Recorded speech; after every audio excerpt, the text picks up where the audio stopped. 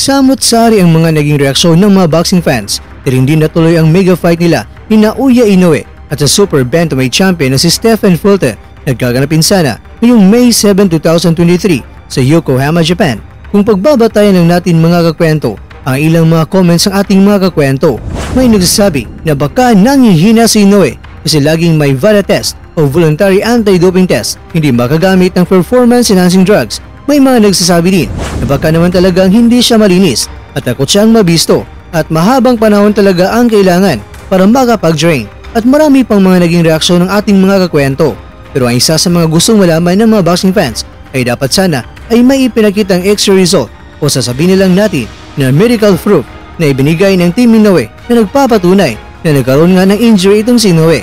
Pero syempre, masasabi natin na ayaw ng Team Inoue na gawin ito dahil take advantage ito ni Fulton pagdating sa kanilang bakbakan. Kaya marami ang nagtatanong kung saan nga ba sa parte ng katawan na injury itong si Inoue. Pagka nga kakwento ay isa ka rin na gustong malaman kung saan nga ba siya nagka-injury. Mga kakwento, batay sa aking pananaliksik, nagbigay ng pahayag si Inoue patungkol dito at sa halip na dapat hindi niya sabihin kung saan siya nagka-injury ay aba, nabanggit niya ito. Ito ang screenshot na ibinahagi ni Inoue mula sa wikang Japanese ay i-translate natin ito sa wikang English.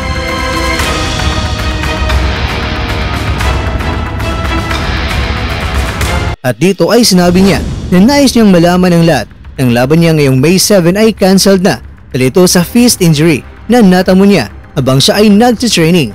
Humingi din ng tawad si Inoue sa kampo ni Fulton dahil sa abalang nagawa niya. Ayon pa kay Inoue, napakahirap sa kanyang parte. Nasasabak siya sa digmaan na hindi siya 100%. Para kay Inoue, masakit para sa kanya na kinakailangan niya ipuspo ng laban pero kinakailangan niya talaga ng sapat na panahon para maka-fully recover siya at nasa perpektong kondisyon. Binigyan naman ng kasiguruhan ni Inoue ng mga boxing fans sa talagang paghahanda niya ang paparating na laban para magbigay siya ng isang maganda at mainit na bakbakan na matutunghayan ng mga manunood sa paparating na laban nila ni Fulton. Kaya dahil dito mga kakwento, pumasok sa isipan ng mga boxing fans na baka ito ay isang malaking oportunidad na magbubukas para sa former bantamweight champion na si John Riel Casimero na baka siya na ang may singit kontra kay Fulton. Mga kakwento, posible ba? Ang kasagutan ay posible po. Pero wait lang, huwag ka munang mag-react dyan dahil makinig ka muna kay Mr. Kwento. Ganito yan, sa ngayon, mas nangingibabaw ang ideolohiya na boxing is a business not just only a sport. Kaya minsan ay mas pipiliin pa ng ibang mga boksingero ang laban na mas patok sa mga tao at may malaking offer na pera na kikita nila at minsan pa nga ay pangalawa na lang ang world title belts na makukuha nila. Kaya nasa boksingero na ito kung ano nga ba ang kanilang pipiliin at posible rin na lalaban muna si Fulton at mamimili siya ng kalaban na sa tingin niya ay kayang-kaya niyang talunin habang hinihintay si Inoue na nagpapagaling. Pero bagamat posible man na may kasakong palakihan ng offer ng pera ang pinag-uusapan ang Casimero at Fulton para hindi rin masayang ang panahon ni Fulton na siya ay naghihintay lamang. Pero may mga tatlong mga dahilan na pwedeng maging imposible. Ulitin ko po mga kwento, tatlong mga dahilan na maging imposible po talaga ang Casimero kontra kay Fulton na maikasa.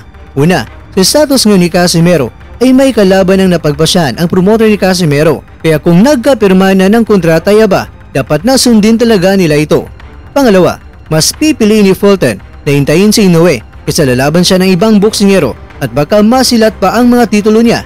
Imbes na pera ay naging bato pa at sa post ni Fulton ay aba, nagpapaiwatig lang ito na handa siyang maghintay kay Inoue at katunayan ay may napagpasya na kung kailan ito muling mangyari. Pangatlo, ang hawak ni Fulton ay ang WBO at WBC Super Bantamweight Crowns. Kung ating titingnan sa WBO si Casimero ay nasa rank 5 at sa WBC naman ay rank 8. Ibig sabihin lang, sino ang mas malapit sa rankings ay mas mapriority yan kaysa kay Casimero kung sakali man na mag-mandate ang WBO o WBC para may makalaban itong si Fulton. Pero ang tanong, Mr. Kwento, anong buwan kaya inilipat ang laban nila na Inoue at Fulton? Well, ayon sa ABS-CBN News article, sinabi nila na ibinunyag ng Musashi Boxing Gym ng laban nila ni Inoue at Fulton ay sa buwan ng Hulyo na.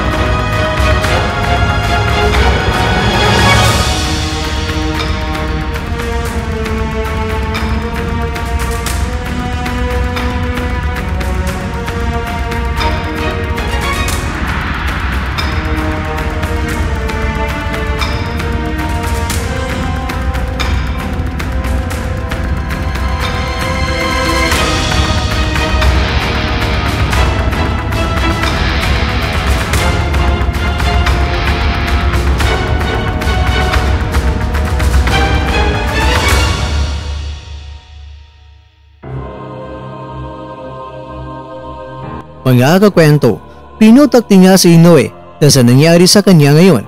Hindi natin alam kung gaano kalala ang injury niya sa kanyang kamay na kung saan ito ay napaka-importante talaga dahil sa kanyang kamao ni Inoue.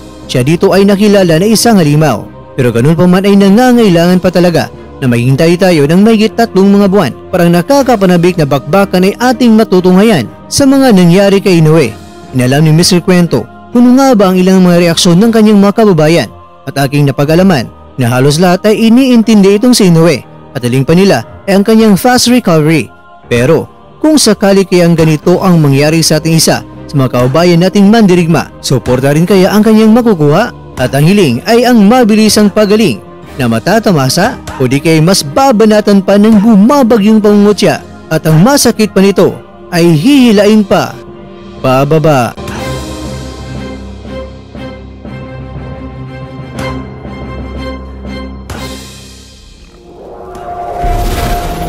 At dyan nagtatapos ang ating kwento.